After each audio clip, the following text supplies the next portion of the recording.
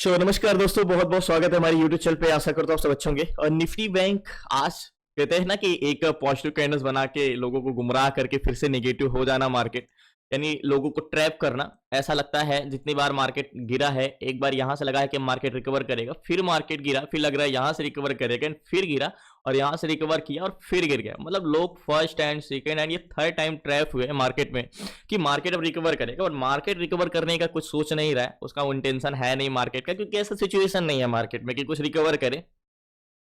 तो सबसे पहले ट्रेड करने के लिए पहला काम ये है कि इसे 1 वीक के टाइम फ्रेम में लगाना। 1 वीक के टाइम फ्रेम में लगाने के बाद हमें ये जानना कि मार्केट अगर गिर रहा है तो ऐसे नीचे कोई अपने बॉटम के पास तो नहीं आ गया है जिससे मार्केट में रिवर्सल का कुछ मार्केट संकेत हो। बट ऐसा अगर मार्केट हम यहाँ पे ड्रॉ करें तो मार्केट अपने चैनल को ब्रेक कर दिया, एग्जैक्टली ये। तो चैनल को मार्केट ब्रेक कर दिया है तो इसका कोई इंटेंशन लग नहीं रहा, एग्जैक्टली ये। अब मार्केट क्या किया है, ध्यान से देखिएगा। मार्केट इसको आया है, ब्रेक किया है, नीचे गया है, फिर ऊपर रिटेस्ट करने जा रहा है। तो नीचे अगर मार्केट थोड़ा बहुत कहीं सपोर्ट लेगा तो एग्जैक्टली ये या तो ये। तो मार्केट ये वाला भी सपोर्ट ले सकता है, मार्केट जहां पिछले बार बाउंस बैक आया था एग्जैक्टली। एक तो पहला 47,900 यानी 48,000 के आसपास, या तो फिर एग्जैक्टली ये 48,300। मतलब मार्केट अभी नीचे जाने के लिए काफी रूम है। हमें बस ये जानना चाह रहा था कि रूम है मार्केट में काफी जाने के लिए। अब मार्केट यहां से गैप डाउन खुला। कल मार्केट की क्लोजिंग थी एग्जैक्टली 49,400 पे, आज खुला 48,958 पे। खुल के सीधा लो आया 48,311, अभी 48,530 चल रहा है। ओके, अब हमें यह समझना है कि मार्केट ये जो गिरा, देखो हमें समझना क्या है मार्केट में। मेन पॉइंट क्या समझना है, हमें तो पता है कि मार्केट तो नीचे जा रहा है लेकिन मार्केट यहां से सपोर्ट ले रहा है। अब हमें यह पता है करना है कि एक्चुअल में मार्केट में बाइंग आ रही है, मार्केट यहां से ऊपर चला जाएगा या थोड़ा ऊपर जाके गिर जाएगा। मतलब मार्केट सपोर्ट लेकर रियल में बुलिश जा रहा है या सिर्फ लोगों को ट्रैप करने के फंसाने के लिए ऊपर जा रहा है और फिर से नीचे गिरेगा। तो हम यहाँ पे यही चीज समझना है, तो लास्ट तक बने रहिए प्लीज। आपसे रिक्वेस्ट है नए चैनल को सब्सक्राइब कर लीजिएगा एंड मेरा वादा है आपसे लास्ट तक जरूर बने तो कुछ ना कुछ जरूर सीख।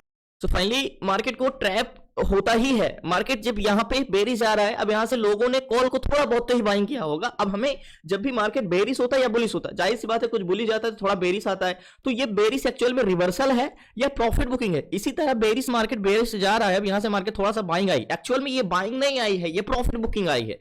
यही चीजें हमें समझना है। तो मैं आपको, जाहिर सी बात है रोज एक ही चीज को समझना बोरियत हो जाती है, लेकिन मार्केट को एक्चुअल में मैं बताता हूं कि सेलर बायर ही समझना है। अगर कुछ समझना है तो आप फंडामेंटल या न्यूज बेस पे एनालिसिस कर सकते हो, बट ऐसा आप डाटा रीड करना और प्राइस सेक्शन के अलावा मार्केट में कुछ नहीं है। ना 3:15 बजे की स्ट्रेटजी, ना 11 बजे की स्ट्रेटजी, ना 9:15 बजे की स्ट्रेटजी। एक्चुअली में मैं बताता हूं कि अगर मार्केट को आपको डाटा और प्राइस सेक्शन से पकड़ना है तो आप डाटा ही समझोगे, ऑप्शन चेन ही समझ पाओगे, बायर और सेलर का सेंटिमेंट। बट अगर आपको एक्स्ट्रा एनालिसिस में जाना है तो आप क्या समझोगे, आप समझोगे जाके न्यूज बेस पे ट्रेड करोगे, कुछ न्यूज पे ध्यान रखोगे, बस इतना ही मार्केट में है। अब आप उसको कितना प्रोपेगेंडा बना के आप उसको ये 2 बजे की स्ट्रेटजी, 3 बजे की स्ट्रेटजी कुछ भी बोल दो, वो ये आप पे डिपेंड करता है। जो हमारा सेलर बायर का सेंटिमेंट रखता है कि मार्केट में चाहते क्या है। तो जाहिर सी बात है हम पहले सेलर को देखेंगे। सेलर 2 टाइप के होते हैं, call seller and put seller. जो मार्केट में कॉल सेलर ऊपर जाने से रोकते हैं, पुट सेलर मार्केट को नीचे जाने से रखते हैं। तो सबसे पहले हम पीसीआर देखेंगे, पीसीआर मार्केट में क्या कर रहे हैं पुट सेलर और कॉल सेलर। तो सबसे पहले बैंक निफ्टी को रिफ्रेश करेंगे। कॉन्ट्रैक्ट हमारा मेन कॉन्ट्रैक्ट ग्रीन होता है। अगर कॉन्ट्रैक्ट नहीं ग्रीन है तो आपको मैंने बताया है वॉल्यूम कितना भी ज्यादा हो वो कोई इंपॉर्टेंट नहीं रखता है। तो 19,30,929 एंड 37,85,766। तो आपको यहाँ पे पुट सेलर जो दिख रहे हैं 19,30,929, ये पुट सेलर है। आपको क्या करना है, पुट सेलर को, पुट को डिवाइड करना है सी से, put divide by C equal to R, यानी अनुपात निकालना है। ये आप देख के भी समझ सकते हो, लेकिन 19,30,929, 19,30,929 ये हमारे पुट सेलर है। सॉरी 19,30,929 ये हमारे पुट सेलर है। इसको हम डिवाइड करेंगे। कॉल सेलर, कॉल सेलर की संख्या 37,85,760 है, 37,85,760 है। अब हम इसको इक्वल करेंगे तो पीसीआर 0.51 का आया है। क्या आया है, 0.51 का। यानी अगर मार्केट को, कॉल सेलर का क्या काम है, ऊपर जाने से रोकना, पुट सेलर का क्या काम है, मार्केट को नीचे जाने से रोकना। तो अगर एक बस है और उस बस को 10 लोग आगे जाने से रोकने वाले हैं और 5 लोग पीछे जाने से रोकने वाले हैं, नीचे जाने से रोकने वाले हैं, तो इसकी क्या स्ट्रांग है, क्या आप डबल मतलब 2 गुना लोग इसको मार्केट को ऊपर जाने से रोकने के लिए बैठे हैं, डबल 2 गुना। तो यहाँ पे मार्केट में क्या मजबूत है, 0.51 का पीसीआर, 0.51 का, ठीक है।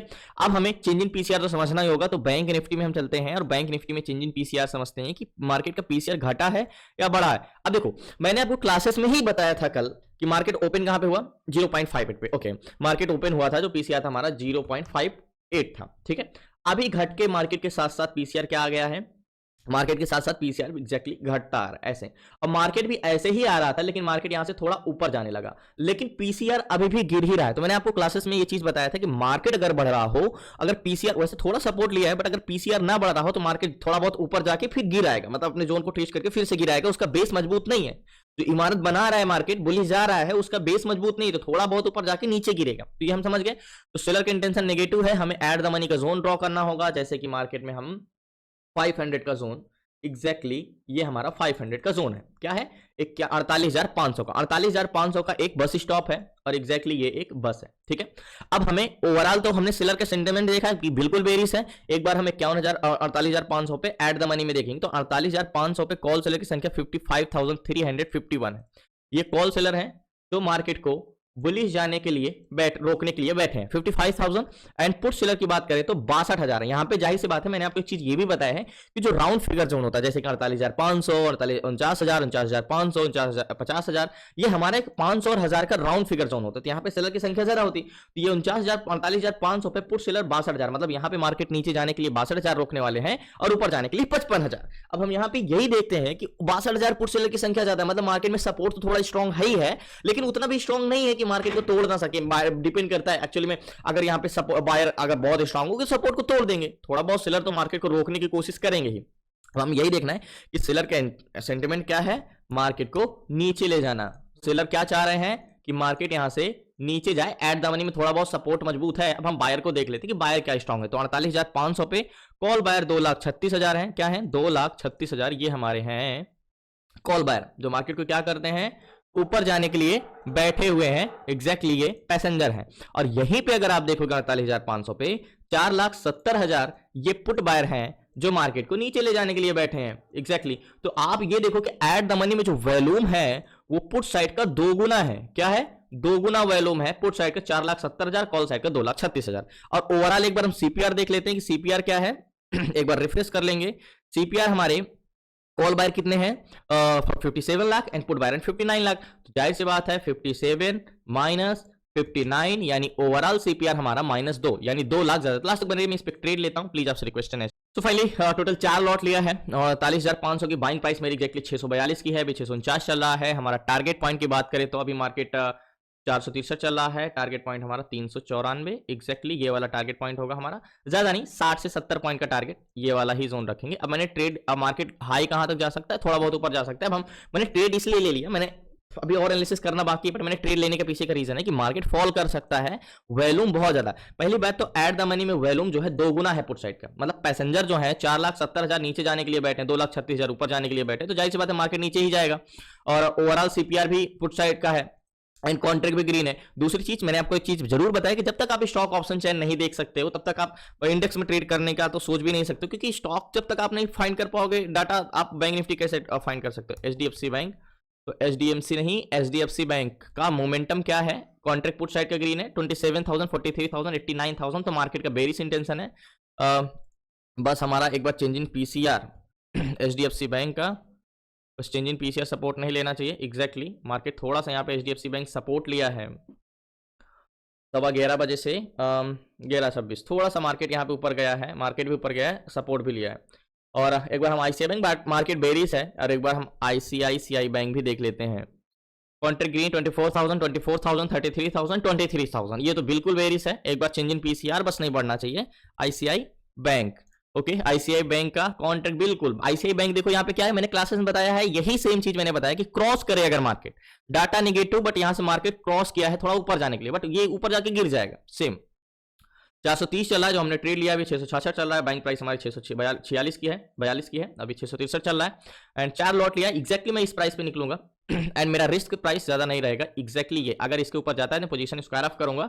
तो मैंने क्या बोला, ये एक्चुअली एक ट्रैप है और जहां तक मेरा इंटेंशन प्योर बेरिस है और एक अच्छा जोन पे 500 पे मिला है और 430 432 चल रहा है। एक बार हम इंडिया विक्स भी जरूर देखेंगे। इंडिया विक्स 4%, 4.12% है और पॉजिटिव हो रहा है, तो बहुत अच्छी बात है। एंड यूएस मार्केट भी तो अभी भी और बढ़ा, जितना इंडिया विक्स बढ़ेगा मार्केट का बेस उतना ही कमजोर होगा, तो मार्केट उतना ही गिरने की कोशिश करेगा। तो 426, तो आज तो मतलब मैंने आपकी चीज क्लासेस में बताया कि एक तरफा ट्रेड मार्केट में कब होता है, इंडेक्स में कब होता है। तो इंडेक्स में एक तरफा ट्रेड यानी बड़े स्ट्रेंथ वाले ट्रेड है, टारगेट ले सकते हैं आप। तो वेट करते हैं, लास्ट तक बने रहिए प्लीज, आपसे रिक्वेस्ट है, चैनल को सब्सक्राइब कर लीजिएगा। तो फाइनली आईसीआई बैंक तो नेगेटिव है, लेकिन एचडीएफसी बैंक थोड़ा सा यहाँ पे सपोर्ट ले रहा है। मींस अगर एचडीएफसी बैंक की बात करें तो थोड़ा सा यहाँ पे सपोर्ट लिया है। मतलब यहाँ का पीसीआर मार्केट तो गिरा था, बट यहाँ पे पीसीआर बहुत तेजी से बढ़ रहा है। मार्केट यहाँ पे गिरा भी है लेकिन पीसीआर नहीं गिरा है, तो बस एक थोड़ा सा रिस्क ये कि कहीं एचडीएफसी बैंक सपोर्ट ना ले ले। एंड अगर एचडीएफसी बैंक की बात करें तो कॉन्टेक्ट तो पूरा का पूरा ग्रीन, 28,000, 43,000, 89। अगर जाएगा भी तो सेलर इतना जल्दी जाने नहीं देंगे जहाँ तक है। और मेरे हिसाब से एक रिटेस्ट कर लिया है, नेक लाइन के बाहर कैंडल्स क्लोज दे देना चाहिए। ज़्यादा बड़ा टारगेट तो एक्सपेक्ट नहीं किए हैं। और बुलिश लेने का ट्रेड हम कोई सवाल ही नहीं उठता, बुलिश ट्रेड ले नहीं सकते। फिर बुलिश ट्रेड लेना यानी आंख बंद करके ट्रेड करने जैसा है, सारा सेंटिमेंट बेरिश है। और मैंने रिस्क भी बड़ा नहीं रखा है, एग्जैक्टली यही रखा है। अगर मार्केट 534 के ऊपर जाता है तभी हम पोजीशन स्क्वायर ऑफ करेंगे। अभी तो 462 460 चल रहा है, यानी बाइंग प्राइस मेरी एग्जैक्टली यहाँ की है। और ये लो आया है 426 तक, और एग्जिट प्राइस हमारा 390 का था। पर थोड़ा सा एचडी, क्योंकि मार्केट चलाता कौन है, एग्जैक्टली अभी माइनस में आ गए, 442 की मांगे, अभी 430 चल रहा है प्रीमियम। और जैसे मैंने बोला ना कि हो सकता है इसको टेस्ट करने जाए और उसके बाद मार्केट नीचे आए, क्योंकि 500 का जोन है। एंड ऑप्शन चैन एक बार सीपीआर हम देख लेते हैं बैंक निफ्टी के कि बढ़ा है कि घटा है, क्योंकि मेन वॉल्यूम होता है। कॉल बायर कितने थे पहले, कॉल बायर हमारे थे 59 एंड पुट बायर हमारे 60।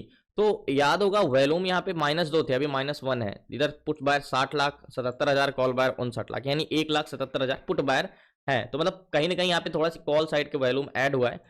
तो देखते हैं, बहुत बड़ा रिस्क नहीं है और मेरा ट्रेड परफेक्ट है। अगर यहाँ से एचडीएफसी बैंक रिवर्सल ले ले तो बात उसकी अलग है, बट ट्रेड सही है। तो वेट करते हैं थोड़ा सा लास्ट।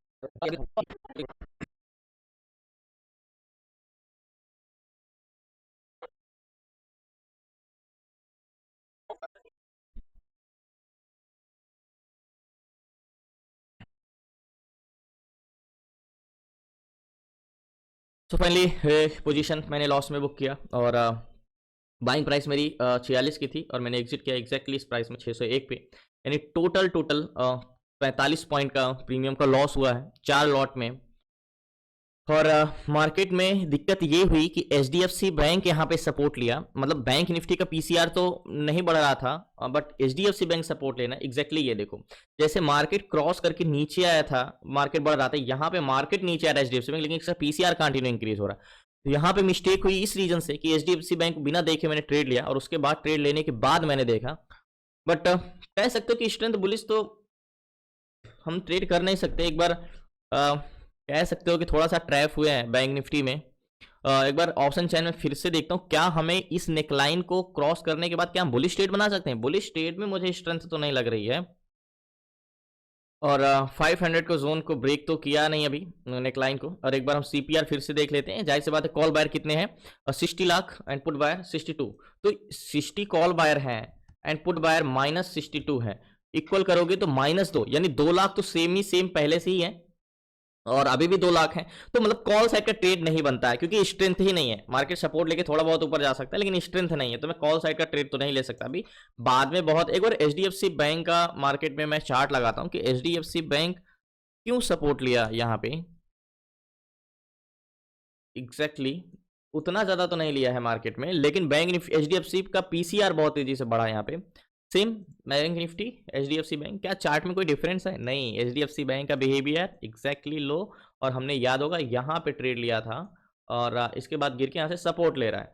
बट मेरा मानना है कि मुझे अभी भी नहीं लगता, ठीक है मैंने एग्जिट कर दिया, मैंने एक रिस्क पॉइंट रखा था और मैं एग्जिट भी नहीं करता। एग्जिट इसलिए नहीं करता क्योंकि अगर मुझे एचडीएफसी बैंक का पीसीआर बढ़ता नहीं दिखता, यहाँ पे मुझे बस मेरा कॉन्फिडेंस यहाँ पे डाउन हुआ कि एचडीएफसी बैंक का पीसीआर बढ़ रहा है, तो हो सकता है सपोर्ट लेके थोड़ा सा ऊपर। एग्जैक्टली ये क्रॉस ओवर कर दिया, मतलब मार्केट को डाटा क्रॉस कर दिया। तो मार्केट जब डाटा क्रॉस करता है तो चाहे बुलिश होता है तो मार्केट बेरिश जाता है, और बेरिश होता है तो मार्केट रिवर्सल लेके बुलिश जाता है। तो मतलब यानी एचडीएफसी बैंक यहाँ से रिवर्सल ले सकता है। अब सोचने वाली ये बात है कि एचडीएफसी बैंक अगर रिवर्सल ले सकता है तो मार्केट में स्ट्रेंथ कहाँ है, बायर कहाँ है, बैंक निफ्टी में बायर कहाँ है, कहीं नहीं है। तो मार्केट यहाँ पे कंसोलिडेशन कर सकता है, बट आज का दिन समाप्त करते हैं। ठीक है, 40 पॉइंट का लॉस है, मंडे को इससे अच्छा मौका मिलेगा। तो जरूरी नहीं है कि एक दिन हमें लॉस हो तो हम रिकवर करने बैठ जाएं। तो देखते हैं मंडे को। मेरा ट्रेड परफेक्ट था, मुझे उतना अभी मतलब वो नहीं लग रहा कि नहीं यार लॉस क्यों हुआ। ट्रेड मेरा परफेक्ट है और मैं अभी भी श्योर हूँ अपने ट्रेड पे कि मैंने ट्रेड सही किया। बस ट्रेड सही होना चाहिए, आपका एनालिसिस अच्छा होना चाहिए। अगर आपके अगेंस्ट भी चला जाता है मार्केट तो उतना डिमोटिवेट होने की जरूरत नहीं है। एंड मंडे को इससे बेटर मौका मिलेगा। एंड आज अपॉर्चुनिटी, आज फंड गंवाने से अच्छा है बेहतर अपॉर्चुनिटी पे काम करें। धन्यवाद आपका, शुक्रिया लास्ट तक बने रहने के लिए। प्लीज आपसे रिक्वेस्ट है चैनल को सब्सक्राइब कर लीजिएगा। आपको सीखना है A to Z सारी चीजें स्टॉक मार्केट से रिलेटेड, तो डिस्क्रिप्शन में नंबर है, आप उसे व्हाट्सएप करके जुड़ सकते हैं। 6 मंथ की क्लासेस में stock intraday, stock SIP, ETF SIP, option selling and option buying, A to Z सारी चीजें। और फाइनली मार्केट नीचे भी आ रहा है, लेकिन मैंने यहाँ पे पोजीशन काट दिया था। तो धन्यवाद आपका, शुक्रिया। सो फाइनली मैंने आपको एक चीज बोला था ना कि निफ्टी बैंक में स्ट्रेंथ बुलिश तो है ही नहीं, तो बुलिश ट्रेड लेने के लिए हम सोच भी नहीं सकते। और मार्केट याद होगा हमने ट्रेड कहाँ पे एग्जीक्यूट किया था, एग्जैक्टली इस जगह पे एग्जीक्यूट किया था। उसके बाद मार्केट ऊपर गया था और हमने पोजीशन अपनी यहाँ पे स्क्वायर ऑफ कर दिया था लॉस में। उसके बाद मार्केट कंसोलिडेशन करके फिर से नीचे आया, क्योंकि मार्केट नीचे ही जाना चाहता, बायर का जो सेंटिमेंट है वो नीचे ही जाना चाह रहा था, बट इस जगह पे सेलर जो है मार्केट को जाने नहीं दिए बस। तो मार्केट में बुलिश ट्रेड लेना तो कोई सवाल ही नहीं उठता, बेरिश ट्रेड था, मतलब ट्रेड मेरा परफेक्ट था, ट्रेड में कोई कमी नहीं थी। एचडीएफसी बैंक का पीसीआर आने के बाद यहाँ से सपोर्ट लेने लगा ऐसे, तो मार्केट भी यहाँ पे सपोर्ट लेने लगा, इसलिए बाउंस बैक। अगर हम रुकते तो बाद में टारगेट दे भी दिया है, लेकिन जाहिर सी बात है रिस्क तो ले नहीं सकते हैं। मार्केट है, बॉटम से कहीं से भी रिवर्सल करके बड़ा मूवमेंट आ सकता है, तो एक रिस्क तो हमें रखना ही पड़ेगा, हम इतना तक रुक सकते हैं। और फाइनली यहाँ पे हमने बुक किया और फाइनली टारगेट दिया भी यहाँ पे आने के बाद 2 बजे दिया, और उसके बाद मार्केट फिर से रिवर्स कर रहा है। तो यही चीज मैं कहना चाहूंगा ना कि ट्रेड आपका परफेक्ट होना चाहिए। ये मैटर ही नहीं करता कि आपका ट्रेड गलत गया या सही गया, आपका एनालिसिस डिपेंड करता है आपके कॉन्फिडेंस पे। और मेरा कॉन्फिडेंस था कि जाएगा, बट कोई नहीं, मंडे को मिलते हैं, इससे बेटर अपॉर्चुनिटी मिलेगी हमें। और काफ़ी लेट कर गया था, मूवमेंट भी अच्छा फॉल किया था और आ गया था, तो थोड़ा सा यहाँ पे एक्चुअल में ये मार्केट जो ऊपर गया, मैंने क्या बोला, एक रिवर्सल होता है कि एक्चुअल बाइंग होती है, और एक मार्केट नीचे आने के बाद ऊपर जाता है, प्रॉफिट बुकिंग हुई। तो बस यहाँ पे मार्केट थोड़ी प्रॉफिट बुकिंग हुई, थोड़ा सा ऊपर गया और उसके बाद फिर से सेलिंग स्टार्ट हो गई और फिर से प्रॉफिट बुकिंग हो रही है, बस यही हो रहा है। तो हमने ट्रेड बेरिश मतलब डायरेक्शन हमने परफेक्ट चुना था, बट थोड़ा सा मिस्टेक हो गया यहाँ पे कि मैंने एचडीएफसी बैंक को सपोर्ट देखा नहीं, पहले ट्रेड लिया, ट्रेड लेने के बाद मैंने एचडीएफसी बैंक का देखा कि यहाँ पीसीआर सपोर्ट ले रहा है। तो मंडे को मिलते हैं सभी को, धन्यवाद आपका, शुक्रिया लास्ट तक बने रहने के लिए। प्लीज आपसे रिक्वेस्ट है